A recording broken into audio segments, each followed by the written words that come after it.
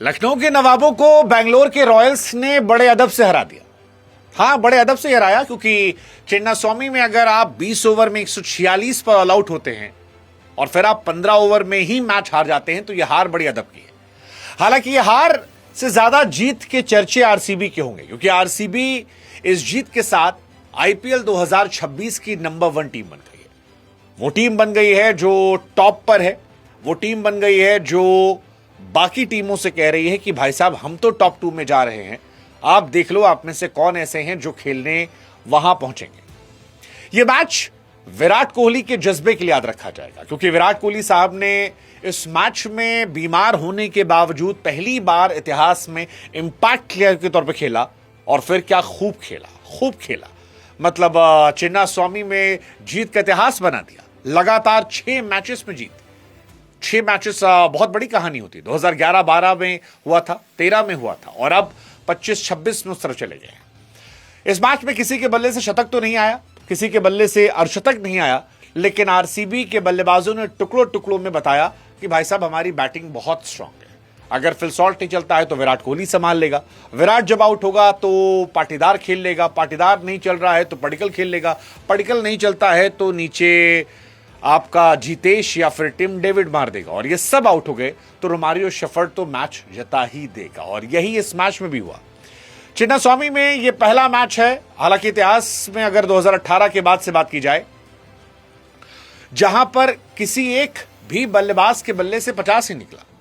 मतलब कोई बल्लेबाज यहां पर 50 प्लस नहीं बना पाया और यह अपने आप में हैरान है क्योंकि यह हाई स्कोरिंग मैच का ग्राउंड है। इस मैच में उम्मीद थी कि मिच मार्श जलवा दिखाएंगे, निकोलस पूरन जो है वो छा जाएंगे, माकरम जो है उनका पराक्रम दिखेगा, ऋषभ पंत से लेकर आयुष बदोनी, अब्दुल समद और आपके मुकुल चौधरी का जलवा जो है वो जलाल होगा। लेकिन यहां तो आरसीबी के गेंदबाजों ने कमाल कर दिया। हेजलवुड फिर उन्होंने बताया कि वो क्यों टॉप नॉच बॉलर है। आप टेस्ट मैच खिला लो, वनडे मैचेस खिला लो, T20 खिला लो, हेजलवुड हर जगह पर नंबर 1 है। और same Bhuvneshwar Kumar, he is aging like a old wine.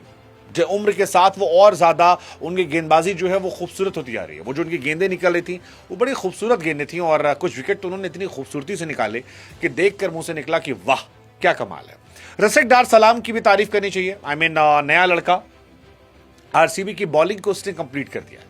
Hazlewood और आपके भुवनेश्वर का इंपैक्ट दिखता था लेकिन साथ में एक गेंदबाज नहीं मिलता था और रसिक डार सलाम की वजह से वो जो एक एरिया है वो इनका बड़ा स्ट्रांग हो गया। हालांकि इनके पास डगआउट में और ही बॉलर हैं, इनके पास अभी मंगेश यादव बैठा है और भी कई लड़के बैठे हैं, बट ओवरऑल इनकी गेंदबाजी जो है वो सॉलिड हो गई क्योंकि 3 फास्ट बॉलर, तीनों फॉर्म में।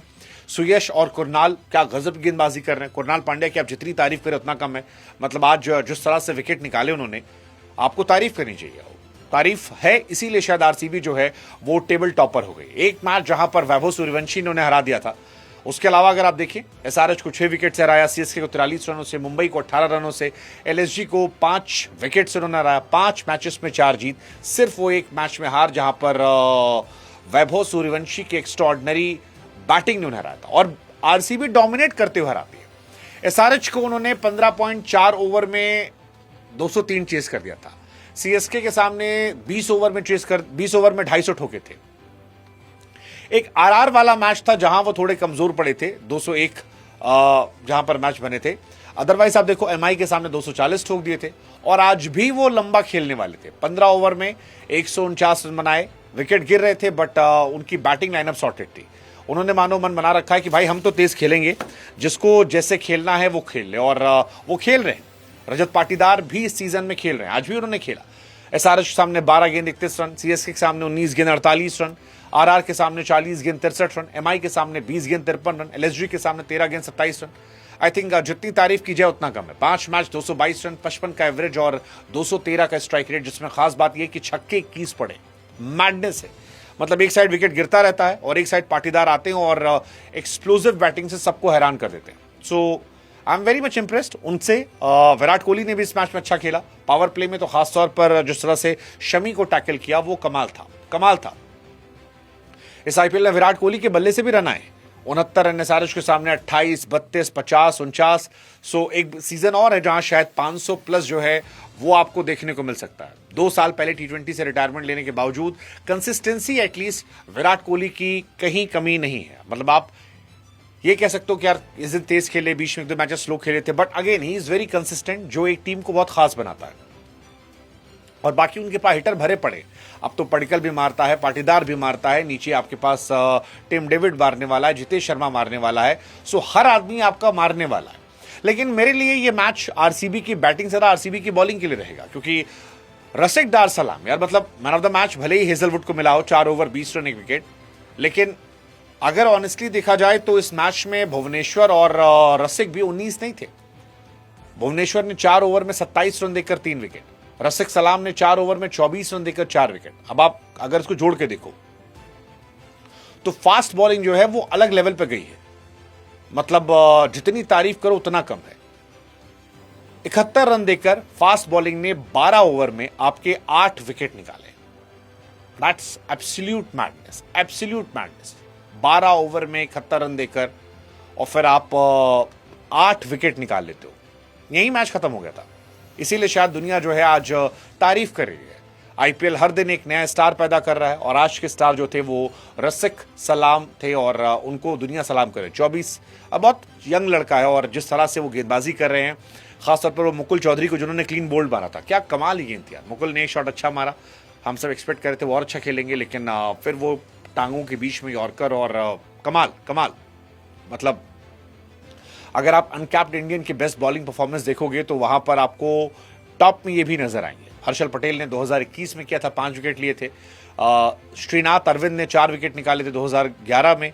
आपके केपी अपन्ना ने 2012 में काम किया था और रसिक डार सलाम ने इस साल 2026 में काम किया है। कश्मीर के कुलगाम जिले के एक छोटे से गांव अशमुजी से निकलकर आईपीएल के करोड़ों का कॉन्ट्रैक्ट का सफर उनका आसान नहीं था।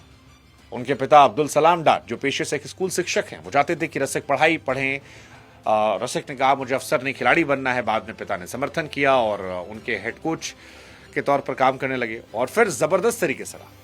मतलब कम पैसों में मेहनत की, जम्मू कश्मीर से आया और फिर इरफान पठान ने इनकी प्रतिभा को संभाला था, सीनियर टीम में मौका दिया था। मुंबई इंडियंस ने इन्हें खरीदा था 2018 में। 2019 में 17 साल की उम्र में मुंबई के लिए डेब्यू किया था, 17 साल 353 दिनों के। फिर कुछ इनके ऊपर गड़बड़ी रही, 2 साल का बैन लग गया। इसके बावजूद मुंबई इंडियंस ने इनको मेंटल सपोर्ट दे रखा था। 2021 में कोलकाता नाइट राइडर्स ने इन्हें खरीदा, फिर वो बाहर हो गए पीठ की चोट से। 2024 में दिल्ली कैपिटल ने इन्हें खरीदा था और वहां इन्होंने अच्छा प्रदर्शन किया। गुजरात और मुंबई के सामने 3 विकेट निकाले थे और फिर 2025 में इनकी किस्मत चमकी। आरसीबी ने 6 करोड़ में खरीदा और फिर rest is history, rest is history. आज बड़े बड़े बल्लेबाजों को चारों खाने चित कर दिया। लखनऊ डिसअपॉइंट होगी क्योंकि लखनऊ में पूरन ने डिसअपॉइंट किया है। मतलब 2024 में 499 रन, 2025 में 524 रन। फिर उसके बाद वो टी20 वर्ल्ड कप से रिटायर होते हैं और रिटायरमेंट का असर ऐसा लगता है कि उनके इंटरनेशनल लीग्स में भी दिख रहा है। हर बड़े टूर्नामेंट में वो इंटेंट कम हो रहे हैं। ऐसे टी20 की बात हो, आईएल टी20 की बात हो, और ये भी शायद एक मैसेज है कि वो खिलाड़ी जो बहुत बड़े प्लेयर हैं, अगर वो इंटरनेशनल क्रिकेट छोड़ देते हैं तो स्ट्रगल करते हैं और ये स्ट्रगल आई थिंक लखनऊ के हारने की वजह बना। But anyways well played RCB, well done. I think RCB Punjab ये 2 टीमें तो मैं टॉप 2 में छोड़ रहा हूँ। आपकी टॉप 4 टीमें कौन सी हैं आप कमेंट सेक्शन में लिख दो।